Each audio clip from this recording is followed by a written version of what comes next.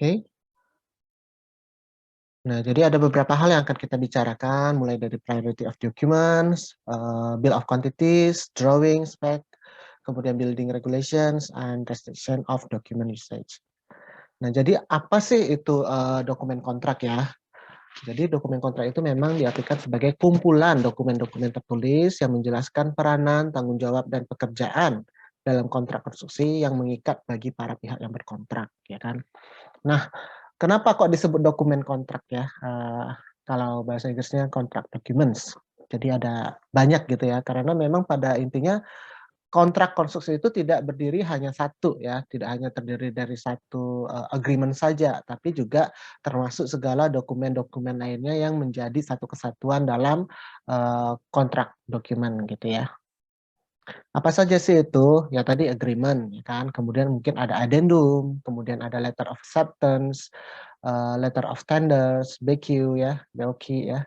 Kemudian particulars, conditions, general conditions, spec, gambar dan lain-lain.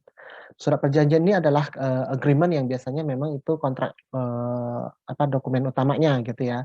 Namun kemudian terkadang kalau misalnya ada eh, apa perubahan pekerjaan misalnya, atau mungkin ada perpanjangan waktu dan lain sebagainya, maka perlu ada adendum gitu kan ya. Kontraknya di adendum, ada penambahan misalnya atau revisi dari isi perjanjian di kontrak awalnya, ya kan dokumen awalnya.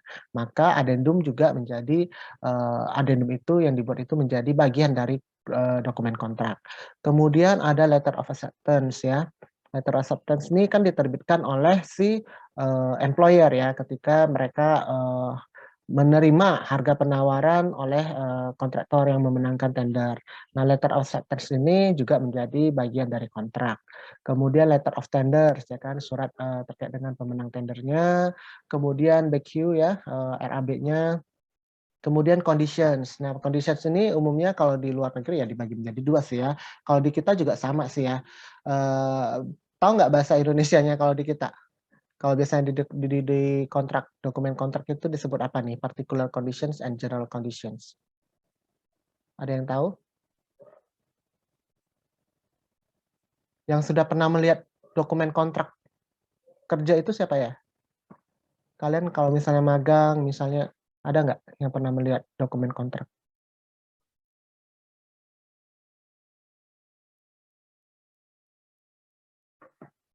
Pernah, Pak. Ya, Josephine. Kalau pernah ya, kalau misalnya general conditions itu apa di kontrak kita bahasanya? Definisi kali ya. Bukan. Jadi ini merupakan dokumen juga ya, dokumen sendiri, tapi dia merupakan satu kesatuan dari dokumen-dokumen kontrak. Jadi kita mengenalnya SSUK dan SSKK ya, syarat umum kontrak ya, dan syarat-syarat khusus kontrak ya. Partikulersnya yang khusus, generalnya yang umum gitu ya. Jadi biasanya tuh ada tuh dipisah tuh ada eh, apa agreement-nya ya, dokumen utamanya, kemudian ada SSUK, SSKK gitu ya. Nah, itulah yang dimaksud dengan particular condition dan general conditions. Kemudian ada spec ya kan. Pasti pekerjaan konstruksi ada spesifikasi teknisnya ya kan.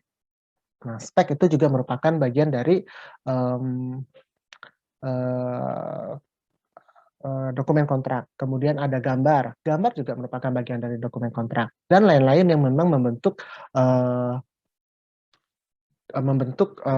dokumen dalam hal pelaksanaan pekerjaan di lapangan ya. Masalah yang mungkin timbul apa? Misalnya itu discrepancies maupun divergence ya. Adanya discrepancies nih, perbedaan antara satu dokumen dengan dokumen lain. Misalnya di katakanlah di spek disebutnya itu mutu betonnya itu untuk pekerjaan lantai betonnya itu adalah K300, namun di RAB disebutnya K350 atau mungkin digambar K350 misalnya kayak ini adalah perbedaan antara satu dokumen dengan dokumen lain. Kemudian divergence juga bisa terjadi ya, adanya penyimpangan gitu ya.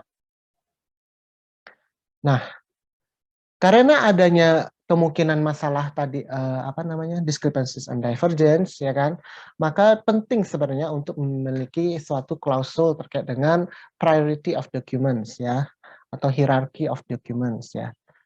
Nah, prioritas dokumen ini dapat dibuat dan disepakati oleh kedua belah pihak, dan ini juga berbeda-beda ya, tergantung dengan jenis kontraknya, ya kan. Apakah kontraknya tradisional, ya, apakah kontraknya itu design and build, apakah kontraknya itu EPC, apakah kontraknya itu management contracting. Nah, ini jenis-jenis kontrak ini punya priority of document yang berbeda gitu ya, karena kan memang mereka punya tanggung jawab, distribusi alokasi resikonya kan berbeda ya, tanggung jawabnya juga berbeda, sehingga urutan dari dokumen-dokumen ini bisa saja berbeda gitu ya. Nah, sebagai contoh saya ambil di sini, ini adalah urutan dari FIDIC Red Book. Red Book itu adalah untuk pekerjaan tradisional ya, artinya apa tradisionalnya itu adanya kontraktor hanya membangun, kemudian employer juga harus menyediakan gambarnya ya, berarti memang ada pemisahan tanggung jawab nih antara perancangan maupun pelaksanaan pekerjaan di lapangan. Nah, ini adalah FIDIC Red Book ya, yang terbit ini first edition ya, 99 ya. Nah, ini prioritas dokumennya adalah yang pertama itu contract agreement, ya kan, yang utama. Kemudian letter of acceptance, letter of tenders, particular conditions, general conditions, spec, drawing, schedule, dan any other documents ya yang menjadi bagian dari kontrak. Apabila terdapat suatu ya tadilah divergence atau discrepancies ya dari dokumen kontrak itu, maka konsultan MK-nya atau konsultan pengawasnya harus menerbitkan sebuah klarifikasi atau instruksi yang dibutuhkan. Tapi kan biasanya yang tahu ini siapa, yang perlu meminta ini siapa, ya tentu mereka yang pertama kali menemukan lah adanya ambiguitas itu, either itu dari pihak kontraktor, either itu dari pihak si MK-nya gitu ya, atau dari ownernya. Ya kalau memang mereka menemukan ada discrepancies ataupun divergence, maka perlu untuk mereka menanyakan ke yang memang memahami ya, artinya yang memang membuat yang bertanggung jawab atas hal itu. Misalnya kalau ini drawing atau desain ya berarti yang ke konsultan perencananya gitu kan ya. Nah, hal-hal ini dapat terjadi dan bahkan seringkali cukup sering terjadi ya, karena memang pekerjaan konstruksi itu biasanya dimulai ketika dokumen-dokumen kontrak belum selesai difinalisasikan. Umumnya apa nih? Gambar ya. Gambar itu kan biasanya belum selesai 100%, sudah tapi kan sudah ditender, sudah menang, sudah dilakukan gitu ya. Nah, ini memang menjadi kesulitan sendiri ya ketika memang ada gambar-gambar yang belum selesai, belum mateng gitu ya istilahnya, kemudian pekerjaan di lapangan ini udah mulai dikerjakan gitu loh. Dan memang kadang itu ada perubahan nih, ada perubahan, tapi lupa diinformasikan ketika kontraktor mendapatkan gambar yang baru, loh kok begini gitu ya, berbeda dengan di RAB waktu kita menawar. Nah, ini kan perlu diselesaikan gitu ya. Kemudian akibatnya apa? Ya tentu selalu terdapat kemungkinan munculnya sengketa dalam hal pekerjaan konstruksi, ya kan.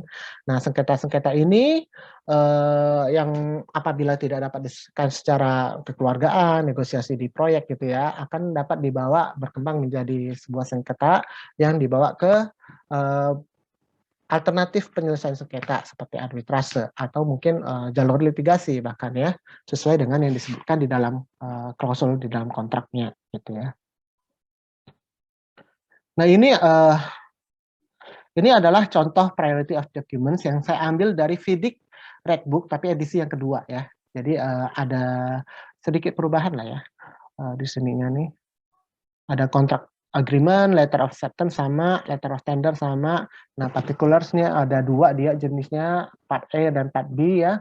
Kemudian general conditions, spec, drawing, schedules, joint venture undertaking ya. Kalau misalnya memang kontraktornya itu adalah joint venture ya, gabungan gitu ya. Proyek-proyek besar itu kan biasanya joint venture ya, dari dua atau lebih perusahaan yang bergabung gitu ya. Kemudian dokumen-dokumen lain yang menjadi bagian dari kontrak gitu ya. Itu tadi terkait dengan priority of documents. Nah, tadi sempat kita lihat bahwa BQ ya, RAB ini juga merupakan bagian dari dokumen kontrak ya kan. Ini contoh RAB-nya nih ya kan. Dan saya yakin kalian harusnya sudah pernah belajar untuk membuat RAB gitu ya. Menghitung volume, membuat RAB-nya seperti apa gitu. Nah, ini tentu perlu kalian pahami gitu ya, sebenarnya apa sih fungsinya RAB gitu ya. Jadi RAB itu adalah sebuah breakdown ya, sebuah breakdown dari harga yang ditawarkan oleh si kontraktor ya. Kalau awalnya itu sebagai sebuah harga penawaran, maka BQ atau RAB ini masih bukan sebuah dokumen kontrak gitu ya. Namun ketika kemudian seorang kontraktor telah ditunjuk sebagai pemenang, kemudian telah mendapatkan surat perintah kerja untuk memulai pekerjaan di lapangan, kontrak sudah ditandatangani, maka BQ ini merupakan menjadi bagian dari dokumen kontraknya gitu ya.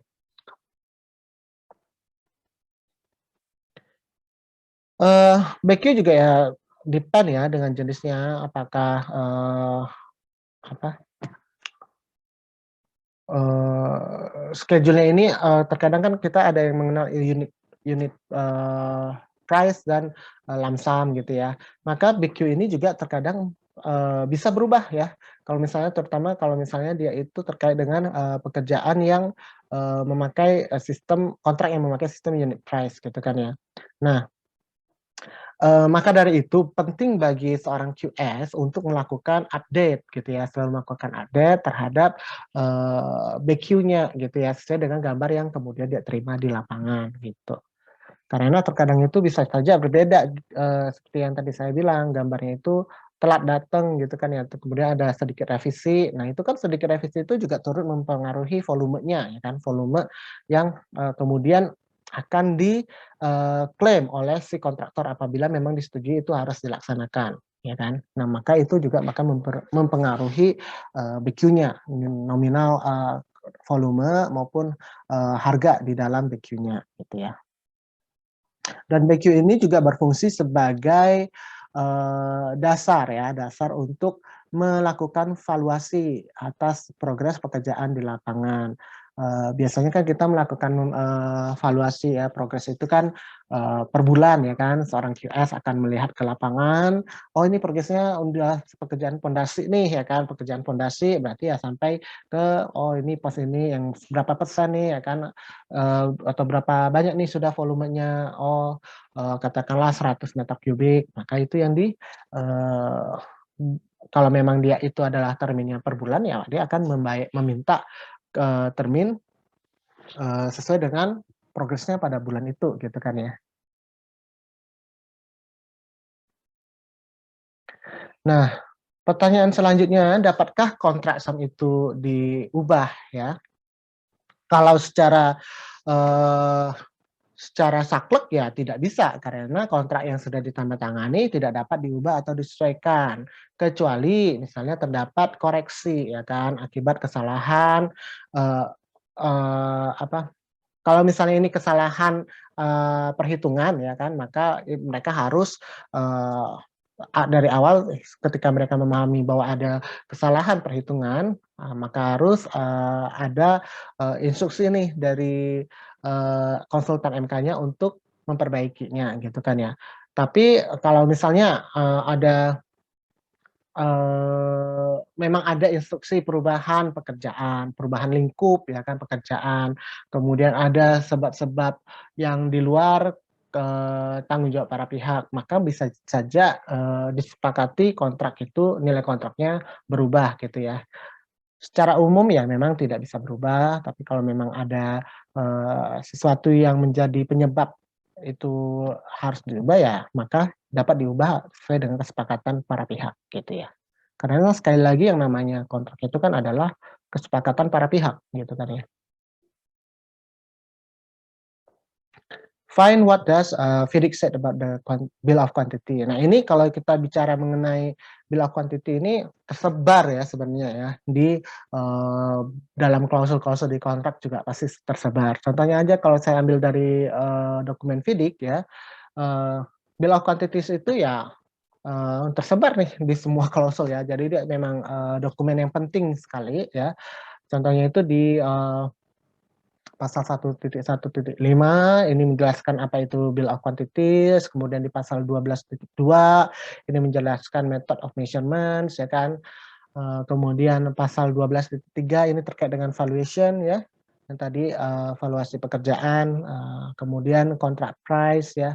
Jadi ini pasti banyak tersebar ya yang namanya bill of quantities, dan itu memang sehingga menjadi bagian dokumen yang tidak terpisahkan dari dokumen kontrak. Next itu ada drawings ya, gambar. Nah, gambar konstruksi ini adalah dokumen-dokumen yang merupakan representasi dari sebuah konstruksi yang tidak dibangun.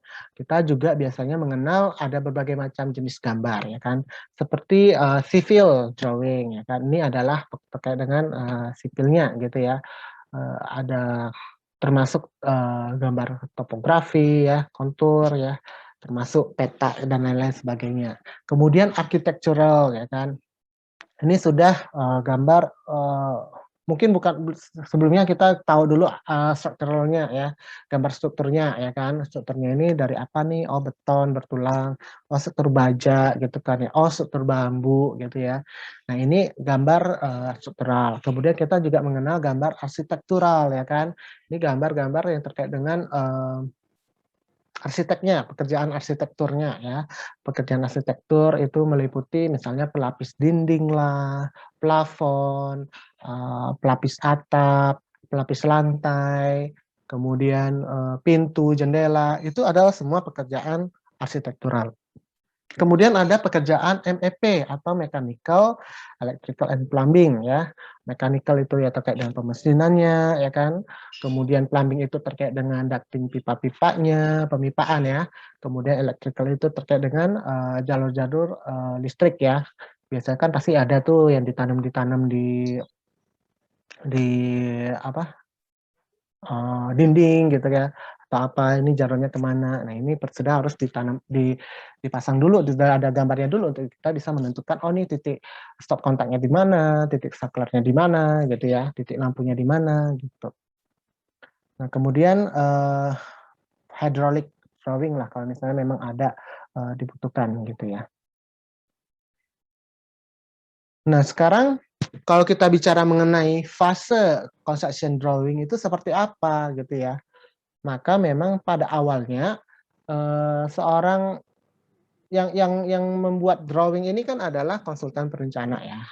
Entah itu arsiteknya, kemudian entah itu kalau dia memang adalah apa tadi gambar struktur, maka itu adalah insinyur strukturnya ya kan.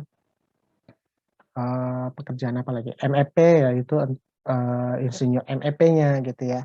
Nah ini adalah membutuhkan sebuah tahapan. Nah, tahapan ini yang dari awal itu adalah yang kita sebut sebagai conceptual drawing ya, gambar konsep. Nah, ini biasanya berupa sketch ya, sketsa yang dibuat oleh si arsitek. Oh, arsitek ini kan di hire oleh si owner untuk katakanlah membuat sebuah mixed use development, ya kan, membuat sebuah mixed use development, mall beserta perkantoran, beserta area bazar dan lain sebagainya gitu ya. Dan ada area pemukiman, ini proyek yang gede. Nah maka kemudian si arsitek beserta timnya itu membuat conceptual drawing gitu kan ya. Mereka dengan sketch dulu. Kemudian mereka dari conceptual drawing ini akan mengembangkan menjadi sebuah preliminary drawing, gambar awal ya. Gambar awal ini sudah lebih tidak lagi berupa sketch, tapi sudah berupa memang gambar sebagaimana gambar umumnya ya, yang sudah sudah terbentuk lah ya, kelihatan bentukan secara lebih baik gitu ya. Kemudian dibutuhkan lagi, dikembangkan lagi secara detail menjadi gambar detail ya, detail drawing gitu kan ya.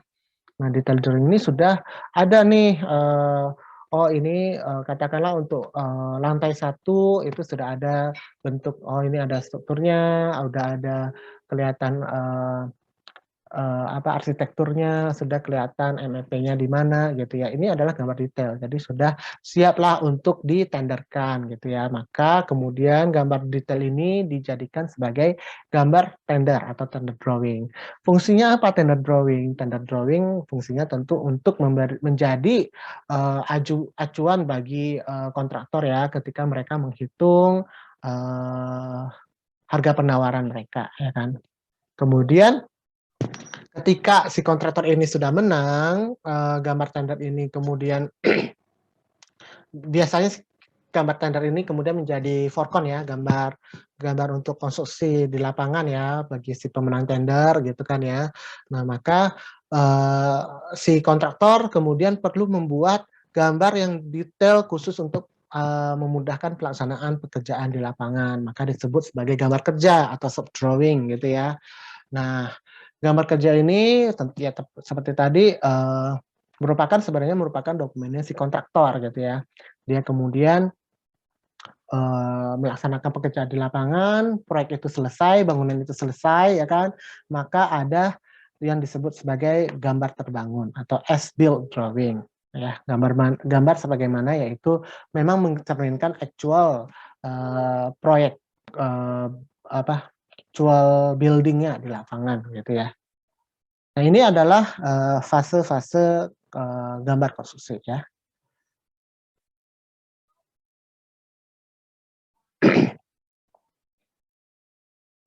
Nah, itu tadi terkait dengan drawing. Next, kita bicara mengenai spec ya. Specifications atau biasa disebut spek aja gitu ya. Itu memang adalah sebuah uraian rinci ya tentang persyaratan atau kriteria-kriteria terkait barang maupun jasa yang diperlukan untuk suatu pekerjaan konstruksi. Bersama dengan gambar ya, spek ini ya juga sama merupakan bagian dari dokumen kontrak yang tujuannya membantu pelaksanaan pekerjaan konstruksi agar sesuai dengan kualitas ya kan yang diharapkan. Karena kan kita tidak mau kita bayar berapa kok, tapi dapatnya bangunan yang kualitasnya di bawah yang kita harapkan gitu kan ya, sesuai dengan harga yang kita bayar gitu. Nah, spek ini disusun oleh para profesional di bidang konstruksi ya kan, ya, arsitek, insinyur struktur dan lain-lain sebagainya ya. Spek ini dibuat dan ditetapkan oleh PPK nih kalau berdasarkan Perpres ya. Cuma ini harusnya ada yang terbaru lagi, saya belum update, sorry ya. Nah, dalam membuat spek, apa saja yang perlu dipertimbangkan ya? Spek itu kan berfungsi sebagai pedoman untuk pelaksanaan pekerjaan konstruksi ya. Sama lah kita misalnya itu digambar ya, digambar kita terima, oh ini kolom mutunya K300 ya kan. Nah berarti kan kita akan menghitung RAB kita ya, BQ kita itu juga untuk K300 ya kan. Oh ternyata ada kolom satunya lagi, kolom jenis yang lain yang di lantai yang sama, tapi itu memang K-nya itu khusus K350, lebih mahal kan pastinya. Nah, K350 ini kan punya harga yang berbeda karena mutu betonnya yang berbeda gitu kan ya. Nah, ini fungsinya spek juga untuk memastikan memang benar suatu apa namanya suatu struktur, suatu elemen itu ya memang spek yang dibutuhkan itu apa gitu ya. Nah, ini kan tergantung dengan desainnya gitu ya. Nah, ini perlu dibuat dengan mempertimbangkan hal-hal terkait dengan kriterianya ya, mutu, tipe, ukuran, performa, apa yang dibutuhkan gitu ya dari rancangan itu. Bagaimana kriteria tersebut akan diukur ya kan? Apakah misalnya dalam meter lari, apakah dalam meter kubik gitu ya, meter persegi gitu kan yang kilogram dan lain sebagainya. Berapa banyak barang atau jasa yang diperlukan gitu kan. Nah ini biasanya sih tapi udah kalau jumlah kuantifikasi lebih kelihatannya di RAB ya, tapi kalau di spek itu jarang lah disebut ini. Kemudian kapan? Nah ini bisa saja dijelaskan ini dibutuhkannya kapan nih di dalam spek ya barang ini. Nah, misalnya itu terutama untuk barang-barang impor gitu kan ya, apa lift gitu ya, lift diimport. Nah itu kapan nih diperlukan setelah misalnya setelah pekerjaan arsitektur selesai misalnya atau pekerjaan struktur selesai. Kemudian di mana barang tersebut diserahkan ya kan, moda transportasi atau cara pengangkutan apa yang dipersyaratkan ya, ini tertentu nih khusus untuk elemen-elemen tertentu misalnya ya, karena bisa jadi memang dia membutuhkan treatment tertentu juga gitu ya. Kemudian tanggung jawab penyedia barang atau jasa yang harus dipenuhi, metode pelaksanaan dan pengujian seperti apa yang dipersyaratkan. Jadi spek ini tidak hanya mengatur terkait dengan barangnya, material yang digunakan di proyek gitu ya, tapi juga bisa saja mengatur terkait dengan pengujian ya kan, metode pelaksanaan tertentu yang dipersyaratkan harus memenuhi spek tertentu pula gitu ya. Misalnya itu apa ya, waterproofing deh ya, pekerjaan kamar, toilet itu kan butuh waterproofing ya kan. Nah pekerjaan waterproofing ini kan dia misalnya menggunakan apa, cat yang waterproofing ditambah dengan sealant yang waterproofingnya gitu kayak. Nah ini harus biasanya itu di dalam spek juga dijelaskan ini harus ada diujikan nih karena ini terkait dengan toilet kan, pekerjaan toilet takutnya merembes maka perlu uji rendam, tes rendam misalnya. Nah itu perlu ditulis tuh di dalam speknya gitu ya.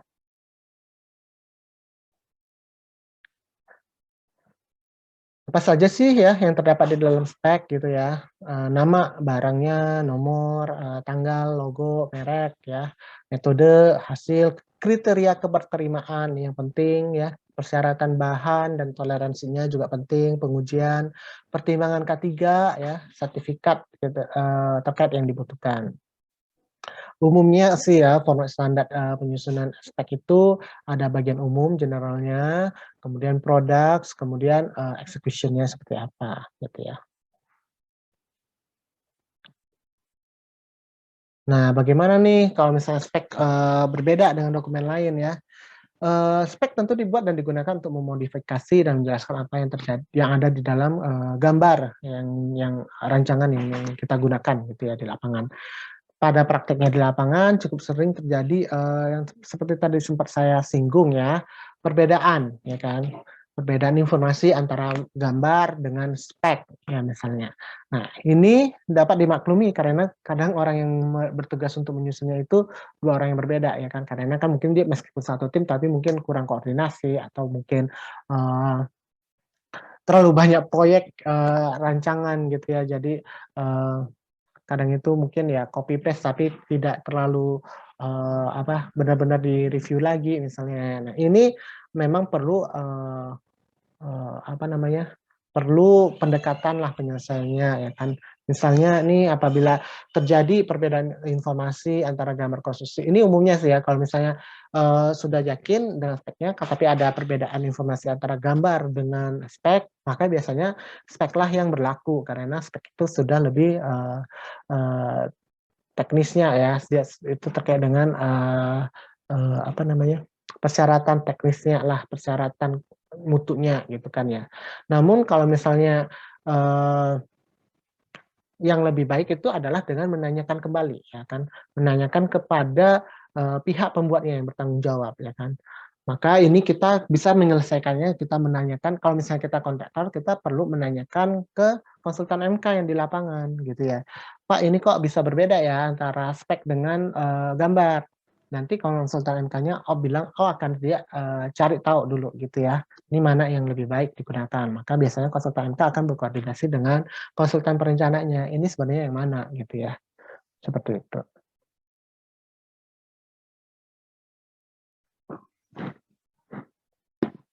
Dengan demikian, agar sebuah spek itu berfungsi sebagaimana mestinya, maka menyusun spek itu harus memenuhi kriteria.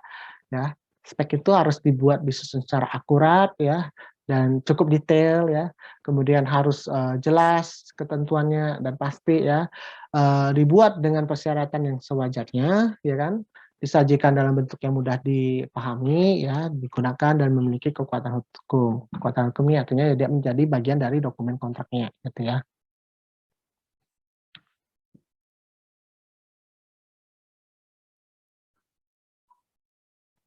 Nah, ini adalah contoh bisa saja nih nanti kuis atau ujiannya kalian diminta membuat simple spec ya.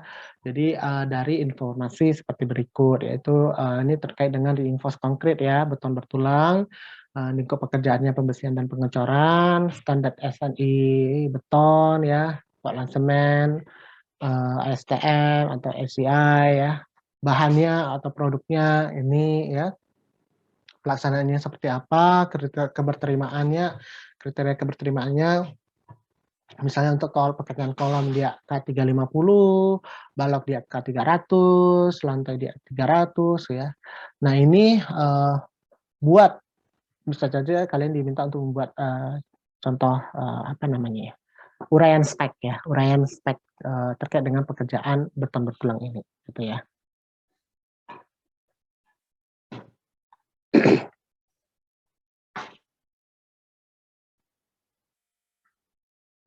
Sampai sini ada yang mau ditanyakan?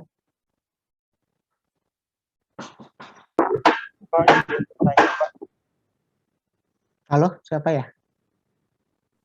Saya, Pak. Ya. Ya. Pak, saya mau nanya, bicara tentang spesifikasi material atau produk? Halo, apa Bernard? Kok nggak jelas ya? Ada suara-suara apa itu? Apa tadi Bernard?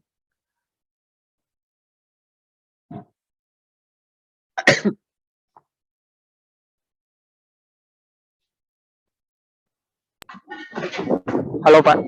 Ya, gimana tadi? Sudah kedengaran, Pak? Itu spek yang tadi Bapak bahas itu. Kamu di lapangan ya? Iya, Pak. Oh. Atau saya chat aja, Pak? Gimana? Ya coba deh chat aja deh. Soalnya ada suara apa? Suara angin apa itu? Ya sambil nunggu Bernard, ada yang mau ditanyakan lagi?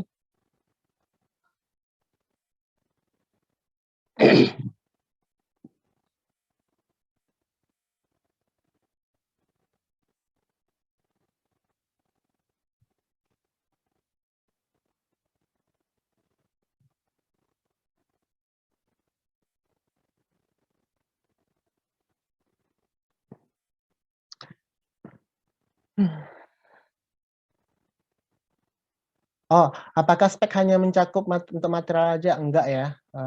Jadi ya tadi saya bilang spek itu bisa terkait dengan materialnya ya, material yang kita gunakan, tapi juga bisa untuk terkait dengan apa, kriteria spek untuk produknya, hasilnya gitu ya. Misalnya spek pekerjaan beton bertulang gitu kan ya.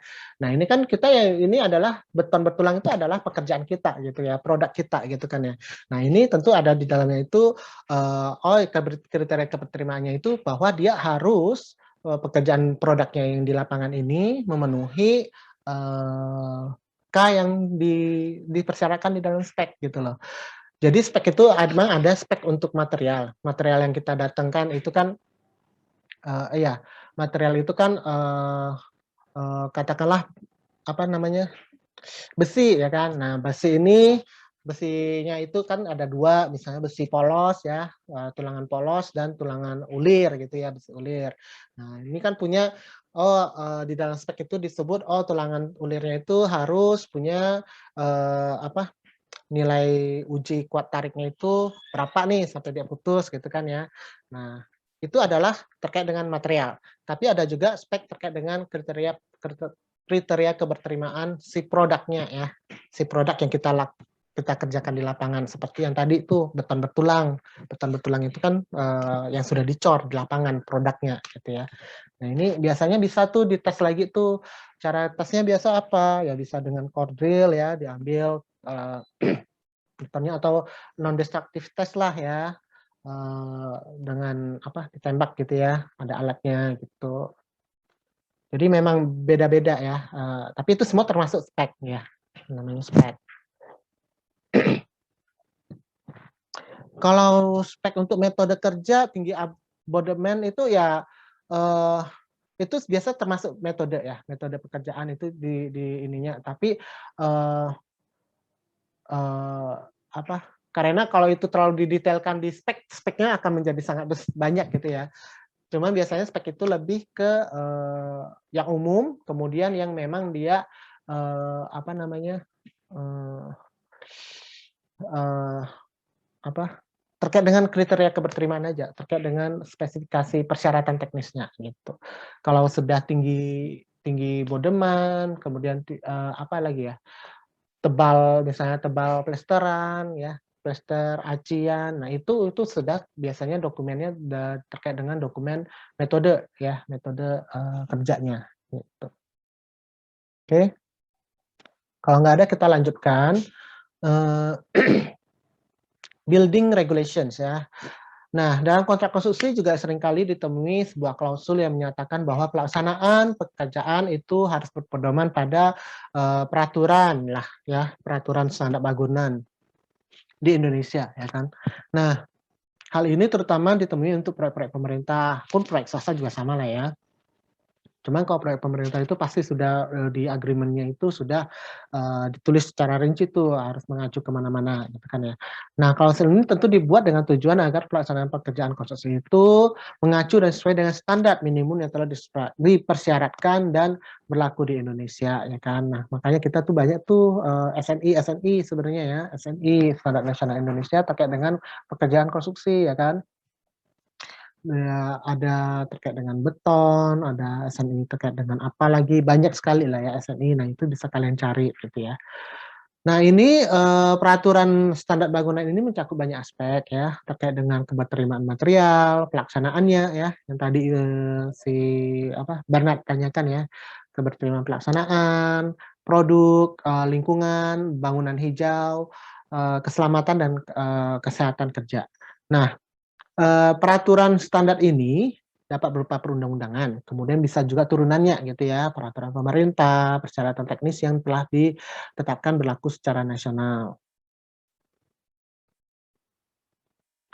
Nah, di dalam FIDIC juga ya, FIDIC itu kan adalah apa ya namanya, dokumen internasional ya, standar dokumen lah, standar form of contract gitu ya, yang bisa berlaku secara internasional, bisa digunakan sebagai template kontrak secara internasional. Nah, dalam FIDIC itu juga sudah dijelaskan klausul ya, klausul 1.13 ini terkait dengan compliance with law ya. Nah, ini artinya apa? Bahwa memang kontraktor maupun employer ya, si owner ini ketika melaksanakan pekerjaannya ya, menjalankan kontrak, mereka harus selalu comply ya, memenuhi lah peraturan perundangan yang berlaku ya.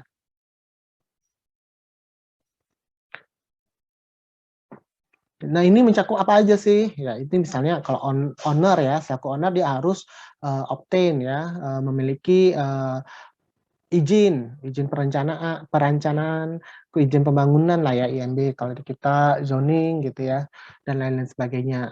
Permission, license, approval for the permanent works dan lain-lain sebagainya. Nah ini perizinan nih biasanya memang dari si employer ya. Kontraktor itu juga harus memenuhi kewajiban untuk membayar taxes ya, perpajakan dan biaya-biaya lainnya. Kemudian juga mendapatkan permits ya, izin, permissions dan lain-lain sebagainya terkait dengan pelaksanaan pekerjaan di lapangan. Kemudian speknya harus memenuhi standar yang telah dipersyaratkan ya di Indonesia gitu ya, dan lain sebagainya. Nah ini terkait dengan compliance nih ya, compliance of the law ya. Ini kalian diminta untuk mencari contoh SNI nih ya, SNI yang terkait dengan construction industry. Tadi saya sudah sampaikan banyak sekali SNI ya yang terkait dengan industri konstruksi, bisa kalian lihat dan ya kalian coba cari dan kalian pelajari ya. Nah kemudian restriction of document usage, kan pasti banyak dokumen ya. Tadi kan sudah saya sebutkan ada banyak sekali dokumen-dokumen menjadi bagian dari dokumen kontrak gitu ya. Nah ini dokumen-dokumen ini kan dibuat dan oleh dan atas nama pemilik proyek. Kalau memang dia dokumennya itu adalah dokumennya pemilik proyek ya, maka pemilik proyek selaku yang membayar ya kan, maka dia memiliki hak cipta ya kan, dan hak intelektual lainnya gitu ya, kekayaan intelektual. Nah kontraktor diperkenankan untuk menggunakan dokumen-dokumen tersebut. Dokumen apa sih yang punyanya si employer? Seperti misalnya itu desain, ya, drawingnya gitu ya, rancangannya, kemudian apalagi ya, speknya. Nah ini kan adalah dokumen-dokumen yang memang dibuat oleh konsultan perencana atas perintah si employer, ya. Jadi itu adalah dokumen-dokumennya si pemilik proyek. Kontraktor tidak diperbolehkan untuk memperbanyak, menggunakan, atau mengkomunikasikannya kepada pihak ketiga tanpa persetujuan pemilik proyek. Nah, tapi juga sama nih dengan sedikitlah berbeda ya dengan dokumen yang dibuat oleh kontraktor. Kontraktor tetap memiliki hak cipta dan hak intelektual terkait lainnya, tetapi dengan menandatangani kontrak, maka kontraktor dianggap telah memberikan sebuah izin, ya, dan bersifat tidak dapat diakhiri, dapat dipindah tangankan, tidak eksklusif dan bebas royalti kepada pemilik proyek untuk memperbanyak, ya. Jadi pemilik proyek berhak untuk memperbanyak nih, menggunakan, mengkomunikasikannya kepada pihak lain, ya kan. Nah ini coba nih, apa yang disebut dengan nih. Nah di FIDIC itu di klausul 1.10 ya, ini terkait dengan employer's use of contractor's document. Jadi dokumennya kontraktor tapi digunakan oleh si employer, maka memang kontraktor shall retain the copyright and other intellectual property rights, ya. Jadi memang tetap memiliki hak miliknya ya dan kekayaan intelektualnya, tapi kontraktor dianggap telah memberikan kepada si employer tadi hak untuk menggunakan, mengcopy ya, menggandakan ya, dan mengkomunikasikan dokumen-dokumen kontraktor ini kepada pihak lainnya ya. Dokumen kontraktor ini seperti apa? Ya seperti shop drawing misalnya, as-built drawing-nya, kemudian RAB-nya dan lain-lain sebagainya. Nah, itu adalah dokumen-dokumen si kontraktor. Nah, kalau contractor use of employer's document di klausul 1.11 agak berbeda ya. Memang bahwa dijelaskan bahwa employer shall retain the copyrights and other intellectual property rights ya. Jadi memang sama lah masing-masing pihak memiliki copyright-nya. Tapi di sini kontraktor hanya akan dapat menggunakan, menggandakan, mengkomunikasikan dokumen-dokumen ini hanya untuk pelaksanaan kontrak pekerjaan untuk kontrak itu ya, tapi tidak boleh diberikan kepada pihak lain, pihak ketiga tanpa seizin dari employer. Nah ini adalah sedikit perbedaan antara contractor use and employer use of document. Oke. Kemudian yang terkait dengan restriction lagi itu terkait dengan klausul 1.12 dari FIDIC Red Book ya, itu terkait dengan confidentiality ya, kerahasiaan. Nah, kontraktor shall disclose ya, memang haruslah menjaga kerahasiaan dari informasi ya terkait dengan pelaksanaan pekerjaan di proyek itu gitu ya. Maka kontrak itu sebenarnya itu ya tidak boleh memang kalau sebagai kontraktor ya tidak untuk dipublikasikan, tapi kalau kalian sebagai owner ya kalian memang memiliki hak ya untuk itu ya. Nah ini para pihak harus menjaga lah, artinya menjaga confidentiality. Nah kalau memang itu sebuah dokumen benar-benar dianggap sangat penting ya, maka mungkin ada baiknya perlu diberikan tanda confidential ya, sebagai penanda bahwa itu memang dokumen yang bersifat sangat rahasia misalnya ya, sehingga tidak boleh dipublikasikan untuk umum.